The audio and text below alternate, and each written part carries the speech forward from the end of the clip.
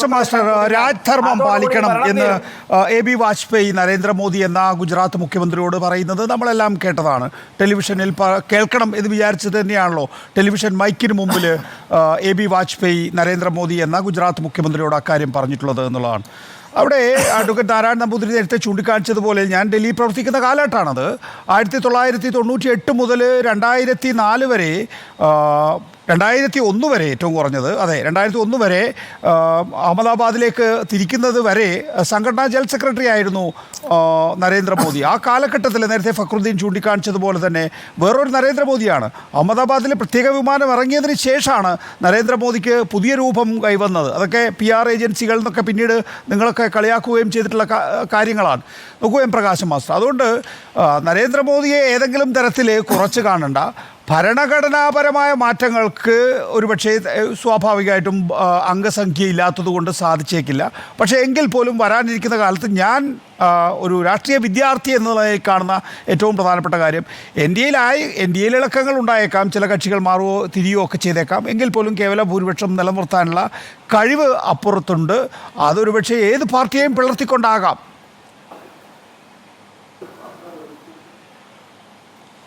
എന്തുകൊണ്ടാണ് പഴയ BJP നേതാക്കന്മാരെക്കാൾ താരതമ്യേന ജൂനിയറായ നരേന്ദ്രമോദി RSSന് സ്വീകാര്യമായത് എന്നുള്ളത് എല്ലാവർക്കും അറിയുന്ന കാര്യമാണ്.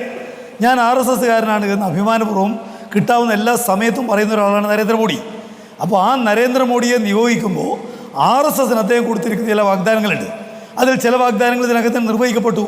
ഇപ്പോൾ ജമ്മു കാശ്മീർ പ്രത്യേക പദവി എടുത്തു കളയുന്ന കാര്യം, അതുപോലെ തന്നെ അയോധ്യയിൽ രാമക്ഷേത്രം പണിയുന്ന കാര്യം, ഏകീകൃത സിവിൽ കോഡ് കൊണ്ടുവരുന്നതുമായി ബന്ധപ്പെട്ട ആദ്യ പ്രവർത്തനങ്ങൾ, ഇവയെല്ലാം നടപ്പാക്കാൻ വേണ്ടിയാണല്ലോ നരേന്ദ്രമോദി ശ്രമിച്ചത്.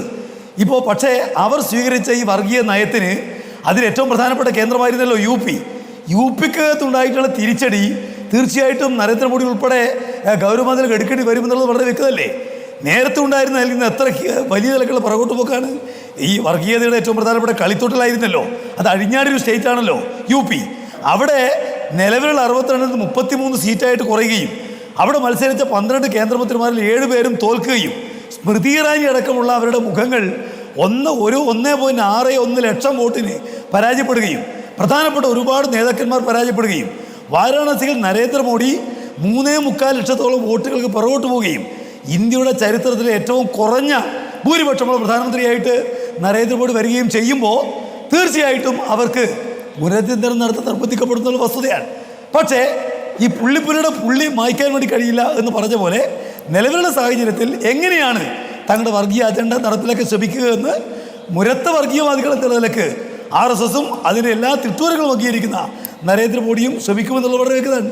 പക്ഷെ അതിനെ ചെറുക്കാനുള്ള കരുത്ത് ഇന്ത്യൻ ജനാധിപത്യത്തിന് ഉണ്ടായിരിക്കുന്നു.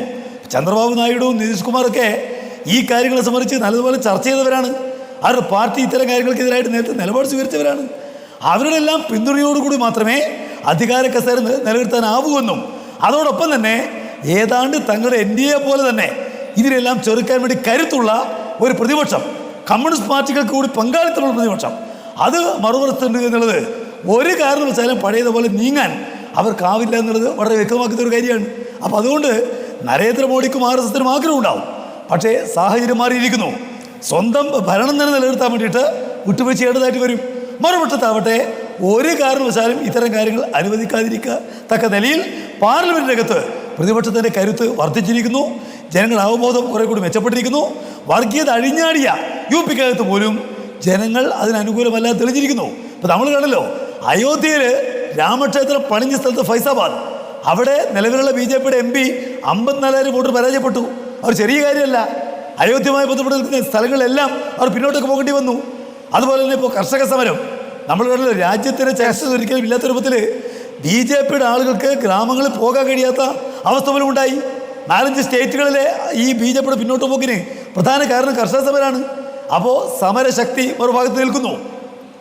BJPക്കെതിരായ ചെറുത്തുനിൽപ്പ് നല്ലപോലെ ശക്തിപ്പെടുന്നു. അപ്പോൾ ഇതിനെല്ലാം ചെറുക്കാനും നരേന്ദ്രമോദിയുടെയും RSSന്റെയും ഈ തെറ്റായ നീക്കങ്ങളെ ഫലപ്രദമായി പ്രതിരോധിക്കാനുമുള്ള കരുത്ത് ഇന്ത്യൻ ജനാധിപത്യത്തിനുണ്ട് എന്നുള്ളതാണ് ഏറ്റവും പ്രധാനപ്പെട്ട കാര്യം.